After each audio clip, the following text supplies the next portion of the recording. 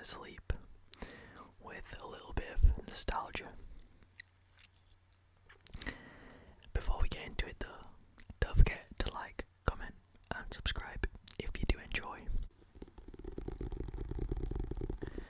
So, a bit of background, I saw this is the newest Diary of a Wimpy Kid, but I remember reading these books all the time when I was a child, well, when I was younger of course. So I thought it was half price, why not pick it up and begin reading it as an ASMR video, as a little bit of nostalgia mixed with relaxing whispers. So without further ado, let's start.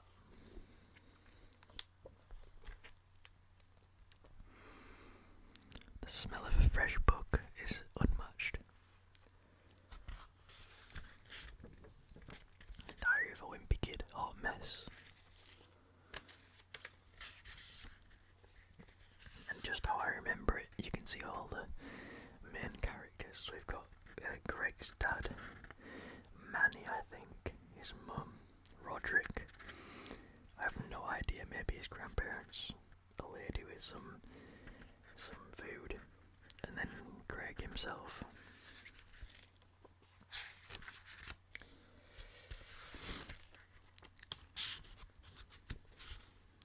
So we're starting off in June. This is nostalgic, man. Look at the illustrations and the writing, the font. I mean, so like crazy nostalgic. Anyway, Monday. My dad's always saying, you can pick your nose, but you can't pick your family. And even though I get his meaning, it doesn't exactly make me want to share a bowl of popcorn with him.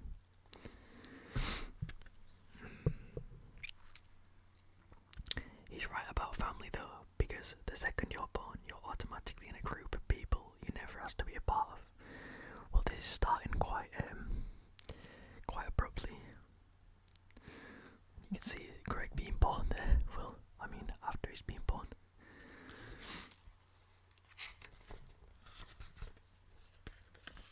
In fact, when you're born, a bunch of stuff has already been decided for you, like where you'll live and even what language you'll speak.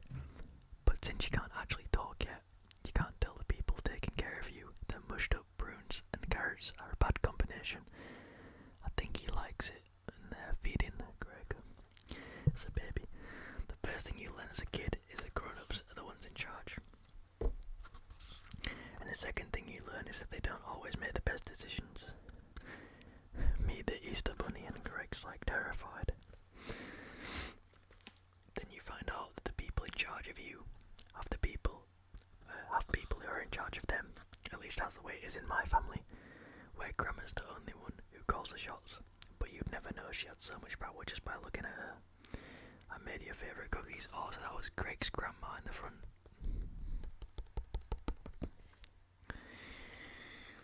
There's actually a whole story to how Grandma became the head of our family.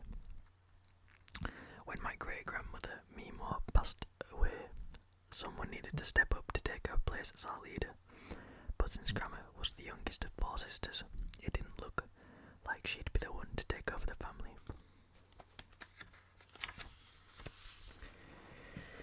But then something happened that changed all that. For Easter brunch one year, Grandma made a pot of meatballs and everyone went crazy for them.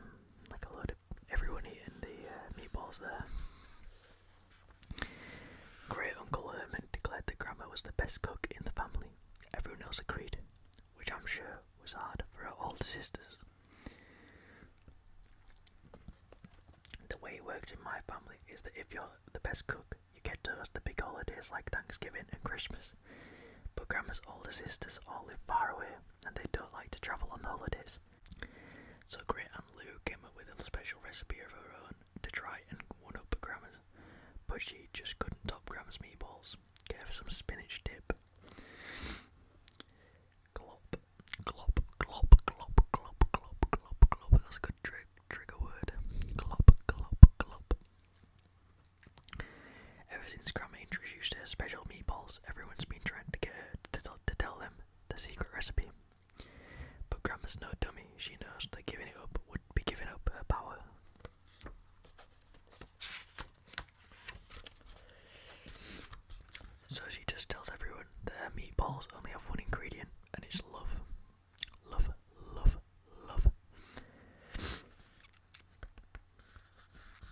Nobody seems satisfied with that answer though, and lately a few of my aunts have been trying to steal the recipe. Last Christmas, Aunt Gretchen tried to sneak away with a few meatballs so she could take them to a lab and get them analysed for their ingredients. The only reason she didn't get away with it was because Grandma's dog, Sweetie, sniffed them out before she could get to her car. Bark, bark, bark. You can see there.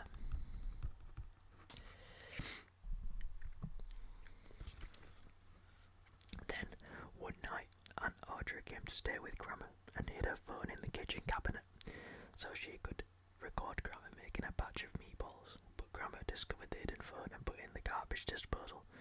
Gurk. Or like a grinder, what the heck.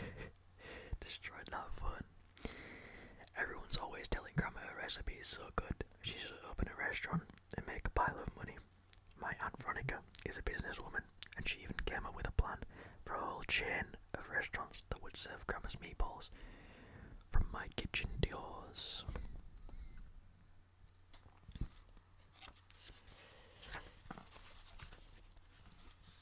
But Grandma shut that idea down by saying that you can't get a real home-cooked meal in a restaurant, and her meatballs were only for the family.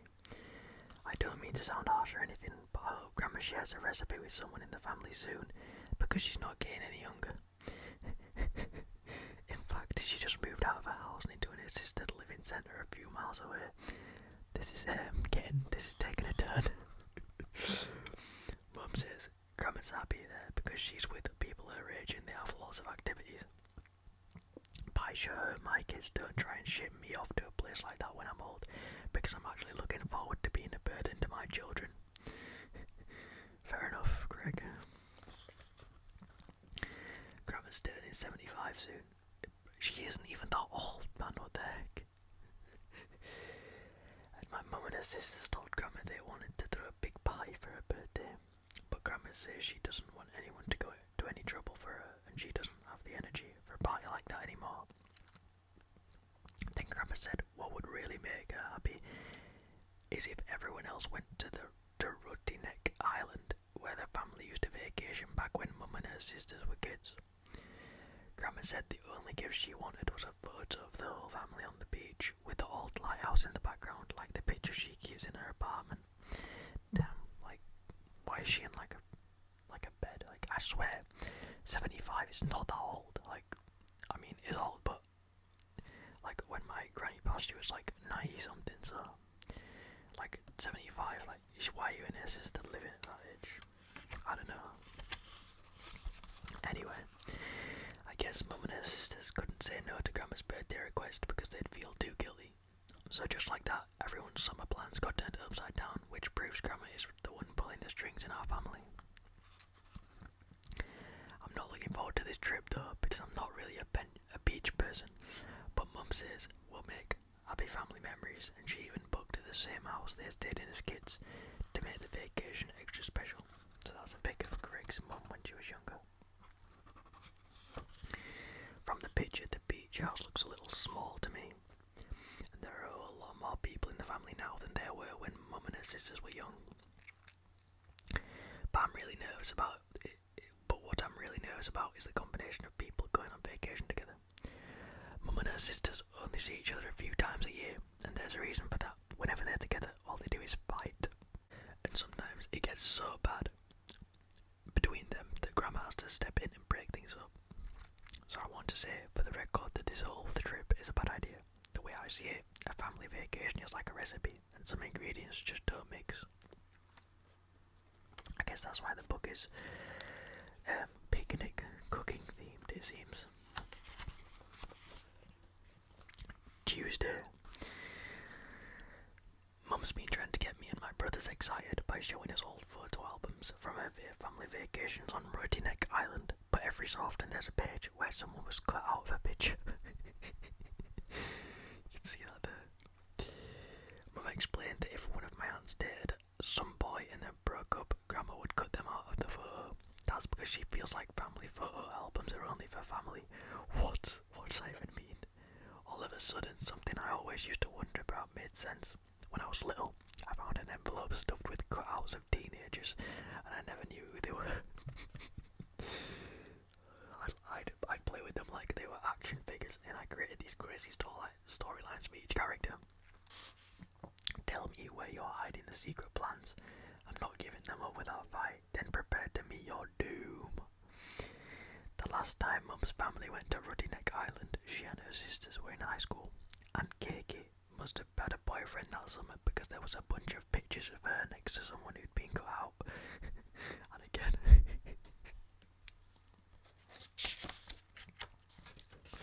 Oh yeah, I get it. So she's cutting out their boyfriends when they broke up. Not just the whole family. That's quite funny. But when I asked Mum about Aunt Keki's boyfriend, she said it was a long time ago and she couldn't remember anything about him. I guess Grandma got sick of cutting ex-boyfriends out of photos because eventually she made a rule that you're not allowed to be in family pictures unless you've officially married in. Well, yeah, this is getting quite strict. And that's a little awkward for Vincent, who's been dating Aunt Kiki for 6 years, but always has to stand behind the camera when we take our family photos. As you can see there, we learned our lesson about this kind of thing by taking too many pictures of Noah, who dated Aunt Veronica for a while. Everyone in the family loved Noah, and he was the front and centre of a lot of our pictures.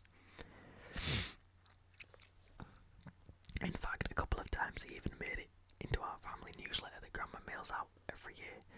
The family follies, Noah does it again, promoted to regional manager. What will Noah do next?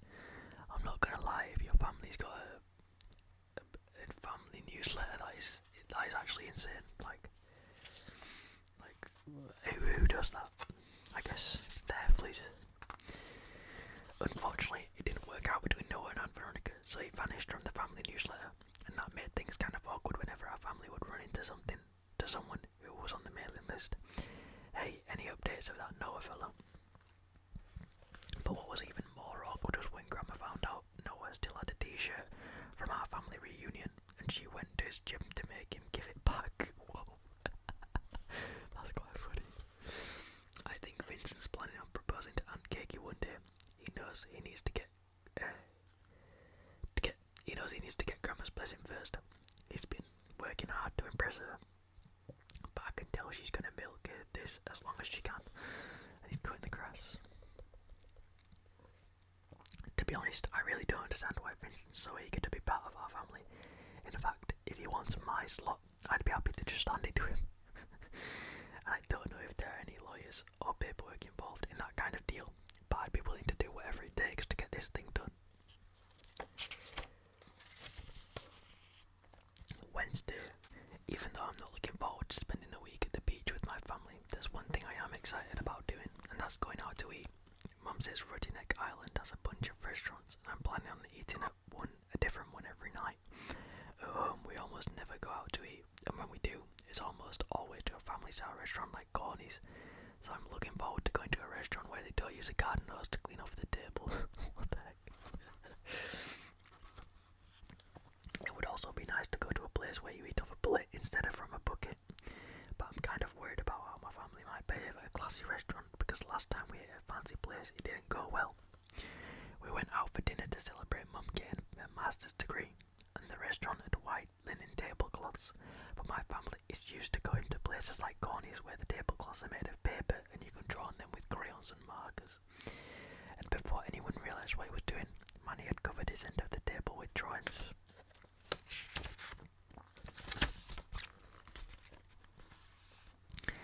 I guess those fancy tablecloths are expensive because the restaurant made my parents pay for it, but Mum decided that if we had to pay for the tablecloth, that meant we owned it, so we took it home with us.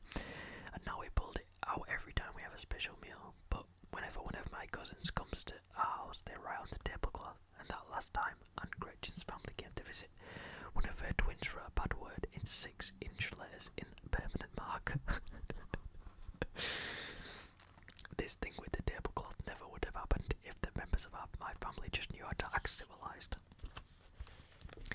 My friend Rowley's family eats at their country club at least once a week, so they know how you're supposed to act at a fancy restaurant. But then the Jeffersons invited me to come along with them one time, and I had no idea you were supposed to behave in a place like that. First of all, I'm used to going to places where there are pictures of different menu items, and you just point out what you want to order. But the country club, there weren't any pictures, and the menu is all in French, So when Rowley ordered, I just thought it sounded kind of goofy.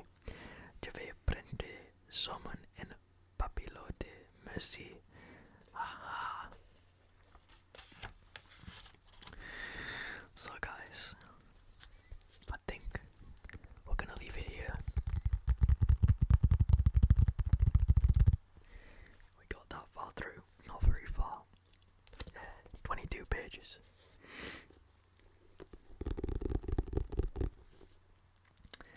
Please let me know if you did enjoy that video.